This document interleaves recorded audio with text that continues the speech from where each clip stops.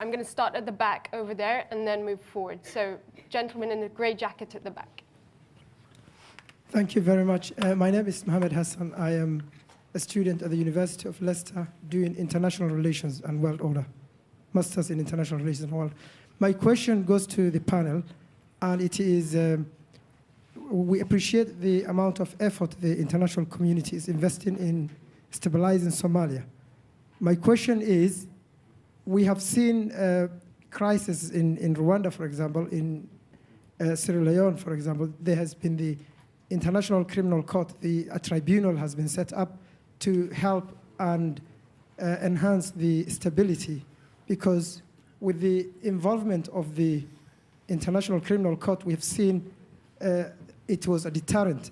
For example, when we had the post-election violence in Kenya in 2008, we have seen how much that has helped in bringing back the principles back into kind of like negotiation in forming a government, which they were all being stakeholders. Why has the international community never ever tried such kind of efforts in Somalia? I know all the effort that has been done cannot hold if there is a deterrent on the parallel side as well. So all these efforts, I mean the building of national army and all of these economical fronts and all of that is good, but there is no guarantee that that is going to hold if there is no threat on the other side, a credible threat. Thank you. Thank you. Okay, Katie, there was a question, I think, just to the left. Again, if you could keep it brief, please, so we can have a few rounds. My name is Mr. Ndegeye, and I'm asking the panel one question. The panel has been talking about Somalia, and Somalia is two parts, north and the south. I think the regional governments we have seen all come from the north, from the south, and it seems that the London Conference divided Somalia into two when they took only the southern part. What is your policy as a panel? What is happening in the north? Is it are you going to integrate it, or are you going to deal as the previous governments dealt, which means whatever happening there, the previous governments were abusing and going along with them? Thank you. Thank you. And then, Katie, if you can come forward, just in the middle there. In the middle to Patrick. No, Katie? Yeah. Patrick Smith from Africa Confidential. I want to have a question for the Foreign Minister. Yusuf, it's great to see a journalist grab the reins of power. Long may you hold on to them. My question is twofold. On the military front, your fight against al-Shabaab, the various representatives of AMISOM yesterday requested heavy military support from the West. I think attack helicopters were on the agenda, amongst other things. Can you tell us what you got out of the West in respect to that? Because you've got a pretty tight deadline, I think, for the next year. Secondly, the battle against al-Shabaab. Many believe it's far more of a political battle than a military battle in the longer run. What are you going to do in terms of things like land rights, dealing with corruption in the national and federal administration, and the democratic credibility, the street credibility of your government structures on the ground? Thanks. Thank you. Okay, we'll come back to the panel with these before I take some more questions. So, Minister, would you like to start? I'll have the last question, I think. And thank you, Patrick. Nice to see you. And al-Shabaab fighting is not only military, you are right, it's also political. And al-Shabaab has been defeated by AMISOM from the capital and many other major parts of Somalia, the main cities, AMISOM and the Somali National Army. But still it remains a threat to the Somali people and to the Somali government and to the outside world. They control much of the hinterland. They have access to the sea. They have access to cities. They carry out terrorist attacks, mainly the capital, but also in other parts of the country. And it's the policy of this government to finish off Shabaab threat within the next 2 years. That's what the president announced, and that's the program we are working on. And it has a double fold. It has military as well as amnesty to the foot soldiers, the young people who had no other, who have not known other life than living under Shabaab control, and who have been either persuaded or coerced to be in the ranks of al-Shabaab. If they wanted to lay down their weapons, if they want to come back to their homes, and if they want to start a life, the government will support them and will offer amnesty, and that has been announced already, and it is happening. And we are trying to bring many of those young people, young Somalis, bring back out of the terrorism activities and to offer them a better life. But also, on the other hand, the military wing of the fighting will happen, and it's ongoing. It happens all the time. Even yesterday, there has been some fightings happening in Hiral region. It has been reported to us. So, and it's the double fold, and it's happening. And we are very serious about the offer of amnesty. Anyone who can be saved, their lives could be saved, and who can be back into the normal life. We are trying to bring many among the Shabaab fighters are young people who are not ideological, but they have not known other options. And there are small programs which are happening in Mogadishu, even prior to this government, centers of rehabilitation for the returnees from al-Shabaab activities. In terms of corruption, fighting corruption is one of the major priorities of this government. We believe that we cannot pacify the country, and we cannot alleviate poverty as long as corruption persists in the ranks of the government or in the security forces. And we are fighting against corruption. It's a priority, and there has already been few cases of allegations so far being investigated with senior people in the government. So this government is clear. It's clear about its policy against the corruption, and we will be fighting against that. And even the security forces, there has been some reform, and trying to make sure that what they do is transparent. And because of past allegations, we removed certain individuals, and we're hoping that things will be better, and the government will not tolerate it. I think that's of corruption. I think that's the only question directed at me directly. Minister. Well, three important questions. I think many of these are going to be Somali focused and international community supports. I think the reconciliation process is difficult in any country that has gone through the pain that Somalia has gone through. We've seen it in Rwanda. I visited the country many times, saw the court system that they had, where there was a reconciliation process that actually worked well.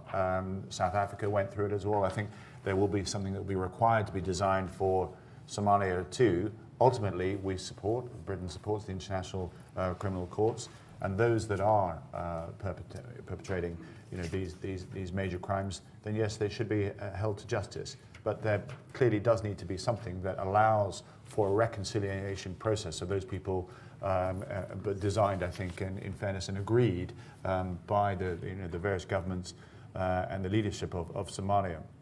I would simply comment on the request. I think Mr. Smith talked about the capability of the armed forces.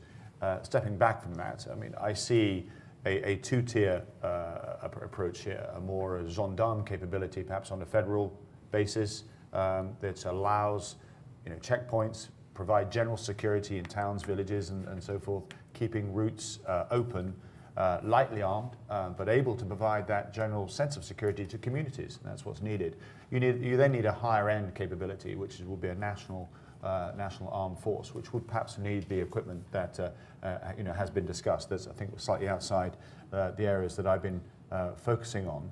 But on dealing with al-Shabaab, I would concur with the minister here, and my experience in the armed forces in other parts of the world, that yes, the military threat can encourage any extremist group to come to the table, but ultimately you are going to determine the solution. You're going to resolve it by political discussion. And that, let's not forget, al-Shabaab are indigenous. They're not coming in from elsewhere. These are locals whose station in life is such that they have a choice of, if your station in life is pretty poor and the government and the local community is not able to support you or provide the things you need, but you're offered and invited to join a gang that provides you with money and weapons and girls and everything else that sounds attractive to youngsters, you opt for the easier option. And what we need to do is empower the local communities to have something more attractive than wanting to join al-Shabaab. And that is why it's critical that the military components and the political dialogue with a vision, with an offering, which then says, believe in the government of today and where we're going in the future, because al-Shabaab is redundant, it's not needed anymore. Thank you.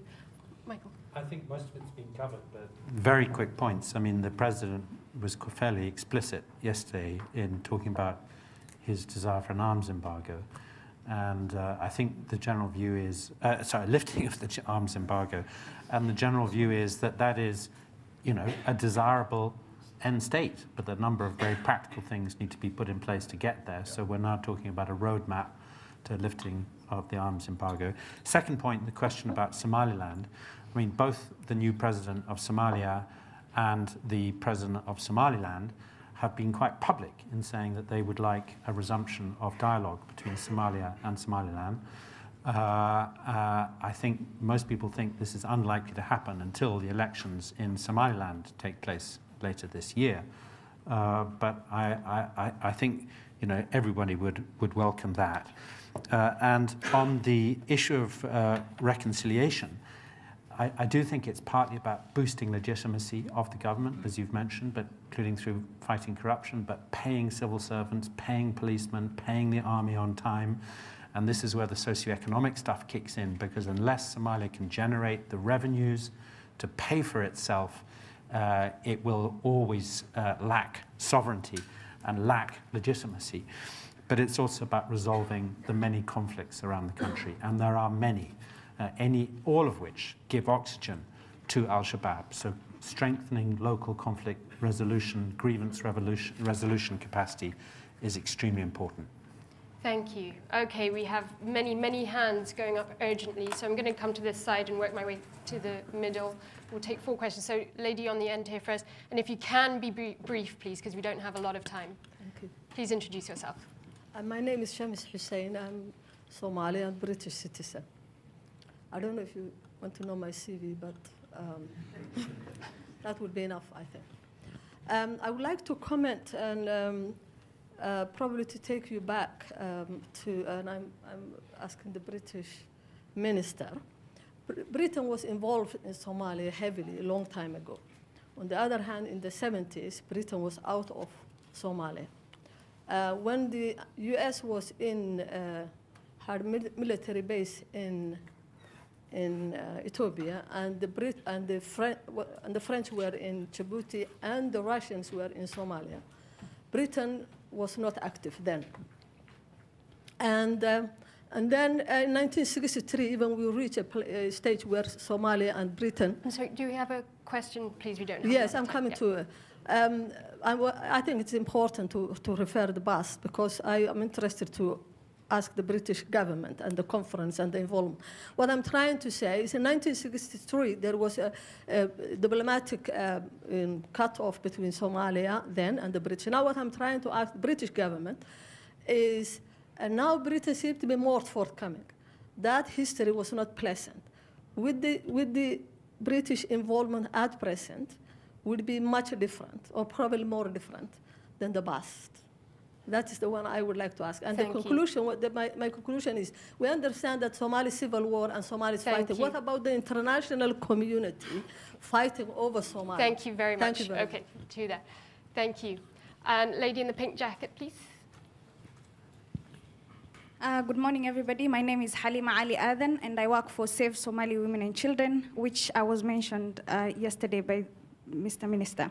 So my question actually is about accountability to gender-based violence victims in Somalia, which seems to be non-existent in terms of justice. So my question is, the federal government of Somalia and also the international community, what can we do in terms of making sure the legal frameworks are actually in place and making the impunity cases to be in accordance to the international standards as well? So in terms of legal frameworks, yeah? Thank you. Great way to ask a question. And just behind her, please, Kristen. Thank you. Thank you. Paul Mitcham, European Union External Action Service. I'd just like to ask the panel, in terms of security, Somalia has continental Africa's longest coastline. For a long time, it's suffered weapons smuggling, human smuggling, charcoal smuggling, etc., etc. To what extent can you reassure us today that the new national security architecture will take account of maritime security? Thank you. Thank you. I'll take a very last quick one right at the back there, Kirsten. Don't worry, I'll come to the middle last round. Hi, my name is Shafi Malim. As a right honourable MP mentioned, there's a sizable British diaspora, Somali diaspora within Britain. My question is, how does the Federal Republic intend to take advantage of the treasure trove of motivated, educated young people from countries as far-flung as Australia to New Zealand to Norway and even the United States, where the president himself was educated? And what role do these people have to play in curating the Somalia of the future? Thank you very much. Minister, would you like to start with that one? We would like all educated Somalis to come back and work with us and rebuild the country. But again, there are a number of realities and individual level as well as the overall approach. The government needs to pay these people when they invite back to Somalia. And it's not easy for every individual, as you probably know, and to easily decide and go back home and work there. Because there are family commitments where they are. There are professional jobs they are doing, some of them, or their education, they are in the middle of higher education. So it's individual basis. But overall, the approach is to welcome and even to encourage people to come back, even if it's a short period, even if it's 1 year, 3 years, depends on the individual. And I wouldn't advise anyone simply just to go back like that. They should be in touch with the government and the civil society and the NGOs and try to find out, and local governments, and try to find out where they will fit when they go back. Because it's waste of time and to sit to go back and sit idle and look for a job or a role. And it's expensive as well to live in a hotel in Somalia.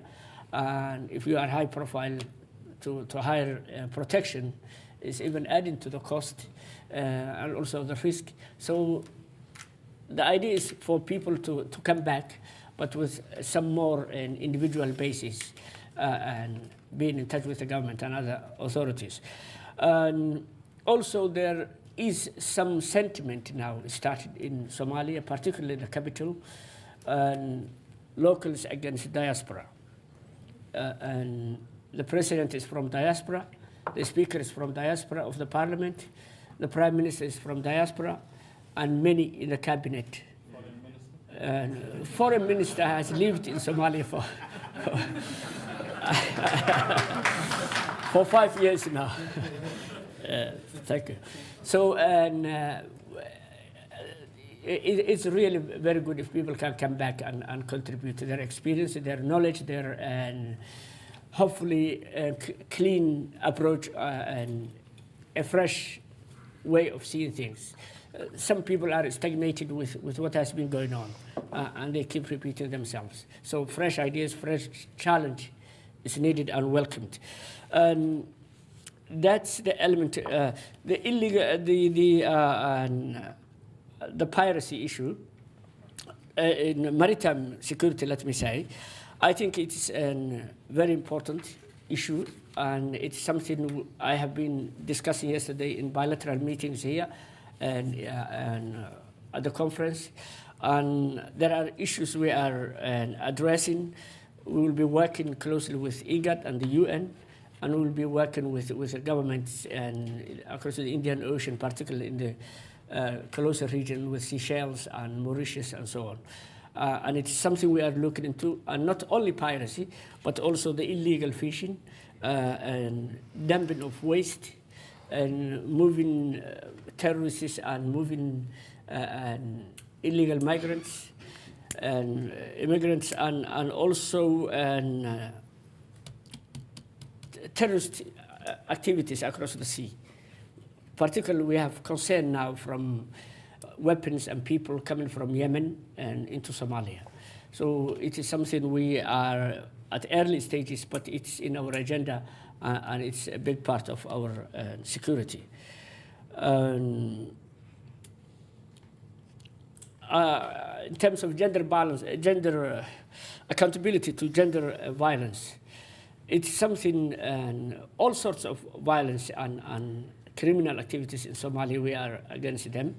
And gender, the cabinet I am a member of has the largest number of women ministers ever in Somalia. And it's a big agenda, and some of them are very, very vocal in the cabinet, believe me, and you may know some of them, very vocal, and they make sure that the agenda of gender is in every little thing we discuss. We have the consideration of the gender and the gender balance issue. And as you know, in Somalia, to achieve gender balance to international standards is not an easy task, but it's something at least that is started and happening now, and we need your support. To conclude? Thank you. We'll later on, okay. Thank you. Yeah. Minister, just briefly. Well, just to add on to what the Minister has said, I hope now we're going to see the space with the frameworks that have been agreed at the conference for more focus on these important issues of making sure that women's rights, the rule of law, democracy, accountability is able to provide the focus. And that is something that I know that Priti Patel, the Secretary of State for International Development, is very focused on indeed, to make sure that we do not lose sight of that now that there is space to be able to consider these issues. And I pay tribute to the work that's done by many of the NGOs who I had the privilege to meet in the last couple of days, but also a few weeks ago. So thank you for the work that you're doing. Regarding the External Action Service, firstly, I think Britain wants to continue working with all international organisations, including the EU, on these matters. My own observation there, if I can say, this is personal, so before there's no Foreign Office policy, before my staff will get very nervous about where I'm going to go with this, but I understood from the diaspora and also from visiting there that there is a lot of maritime activity that takes place off the coast of Somalia, and much of it, as we heard, is not legal. It's quite the opposite. So how can you use those maritime skills to do something positive that the country actually needs? Tie that in to what I understand, and forgive me if I don't want to insult everybody here, but I understand that Somalis don't really eat too much fish. It's not part of, is that correct? It's not really, you do, okay. Well, there's always going to be one, isn't there? There's I do. But it is, right. But it's not a great fish-eating nation. It's mostly chickens and other bits and pieces like that, things which are harder to actually, so how do you then encourage culturally more fish to be eaten, which then can be sustaining for a country which is actually, a lot of it is with poverty. And I actually spoke to the Japanese Deputy Foreign Minister about this during the conference, because of course that is a great fish-eating nation, as to what more we can do to actually culturally get more fish to be eaten, which means that there'll be a demand for that, therefore more people will go fishing, which means infrastructure of more small ports and so forth, which can then allow this sort of activity to happen. It's a small-scale thing, but I quite like finding ideas which actually prompt things beyond the grand stuff that we end up talking about. I found it quite interesting and was hoping that we might pursue a little bit. So Somali sushi is the way Somali ahead. sushi, there's a ring. There's a ring to it, isn't it? You heard it here first. And I'll take one more round. Yeah. I mean, well, you heard it first at Chatham House, Somalia ... fishing for stability. Yeah, I mean, the diaspora, there was a very good diaspora meeting 2 days ago, and essentially, I think, Minister, I don't know if you were at it, but the conclusion was there's scope for a partnership between diasporas, host governments in which diasporas find themselves, and the Somali government to be much more organized about capturing diaspora potential and feeding it into the agenda in Somalia. The other thing I would say relating to the question about gender-based violence and accountability is 25% of the parliamentarians are now female. And that provides a terrific opportunity. I think protecting the freedom of the media is also important, and the President has been very strong on this, but unfortunately there is a pretty patchy record in protecting freedom of expression in Somalia, with those parts of the country that have the most sophisticated security systems being least tolerant of media freedom. So that's something we really got to look out for. Thank you. Okay, I'm very sorry, time is against us, so I'm going to take one very last quick round of questions, and a number of people have had their hands up from the beginning. So I'm going to take 4 questions, and then we'll come back to the panel before the Minister gives his concluding remarks. So I think there was a question at the front here. So right here, Kirsten. Thank you. Thank you so much. My name's Mohammed Afe. I'm the UNHCR envoy for the Somali refugee situation. And I just want to ask one question and a comment. First of all, I want to say that and agree with Michael Keating and the Minister for the current situation in Somalia. I mean, there's a lot of hope, and because of the legitimacy the current government enjoys. And thank you, Michael, for a job well done during the process, during the elections. But the real turning point in the Somali stabilization, particularly in terms of the engagement with the international community, was the London Conference of 2012. And we want to thank you for that. But before that, I think there was a sense of abandonment by all of us in the Somali situation. So what I would like to ask is, because we have listened to you this morning, and I was very keen to observe one comment which none of you made, which is investment in Somalia. Because Somalia, to be stable and to survive and to get out of the current situation, must be massive investment. And the international financial institutions happen to have kind of let down the Somali government. So for this government to survive and for the hope to be realized, I think there's an element of a strong campaign towards the debt relief. Secondly, it is a question of refugees. And I follow, on behalf of the High Commissioner, over 900,000 Somali refugees in the sub-region. And for a comprehensive solution overall in the Somali situation must also include those Somalis outside, displaced forcefully. We are now working very hard to find protection for them, but I would like to get the comment of the Somali government on how best these refugees can come back home and reconstruct their lives and their country. Thank you very much. Thank you very much. Thank you very much. Kirsten, gentleman behind in the blue tie, right here. Thank you very much. Very quickly, if you can. No comments, just straightforward question. Thank you. First one, Minister Ellwood. International donors say they pay too much money to the government of Somalia. This one or the previous one.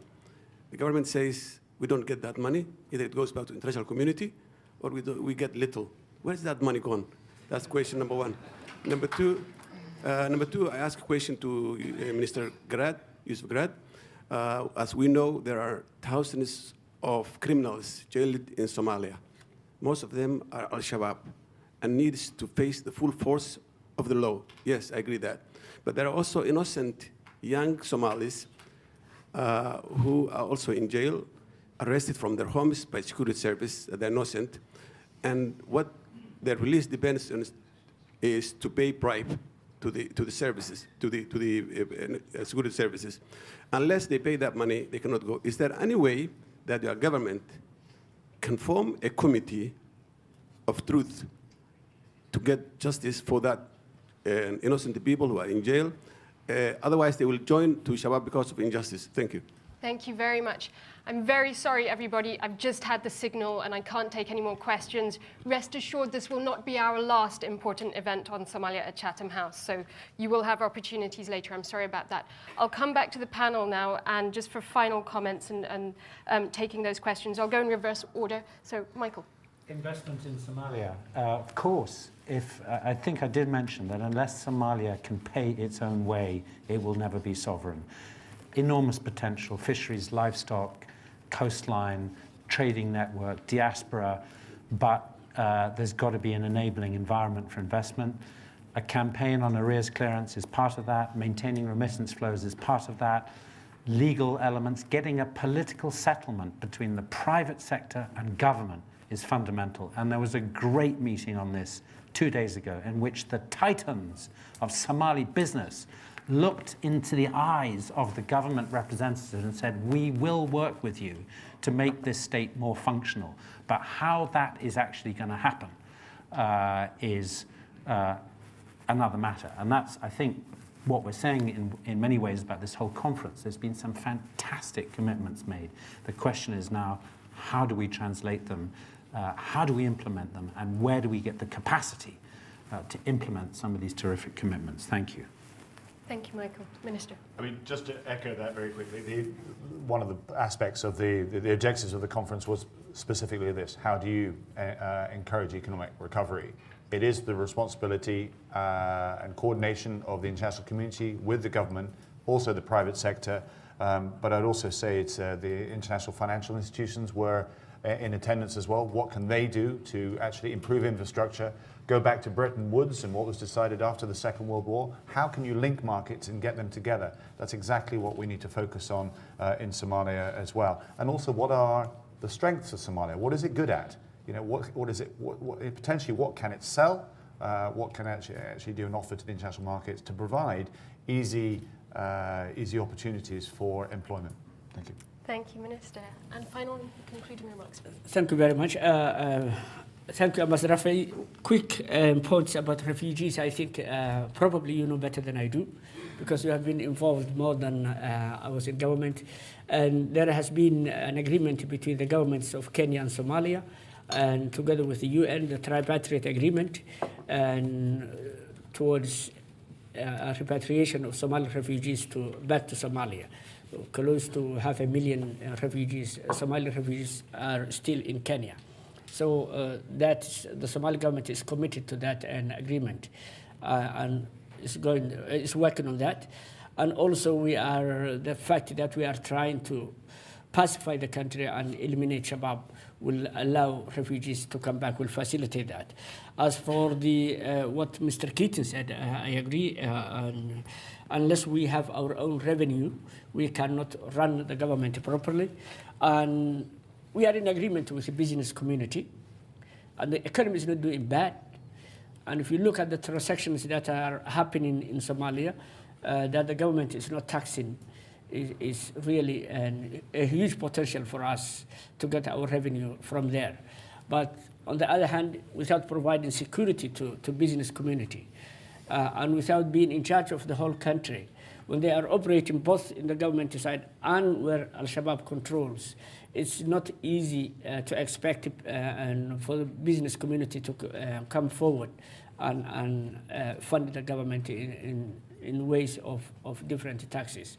So it's something that is being studied, discussed, but it depends on the security, and the security depends on corruption, that we eliminate corruption, whether it's in the security sector, in the governance, in the justice system that Abdurrahman mentioned. And we welcome any advice on, we admit that the justice system in Somalia at the moment, our prisons, our courts are not the best, and they are not operating the way we would like. So we welcome any ideas towards that and any support. We are here as a government of transparency. We are not pretending what we are not, and we are the Somali government. It's the government of Somalia and Somalis. It's your government, you Somalis, you guys I'm talking about. So please, any ideas, any contribution, any suggestion, any criticism is welcome, and it's open and transparent. And in my conclusion, 1 minute if I have. 30 seconds. 30 seconds. I would like to thank all our international partners, and particularly I would like to thank the British government for hosting this successful conference and for all its contribution to Somalia. Thank you very much.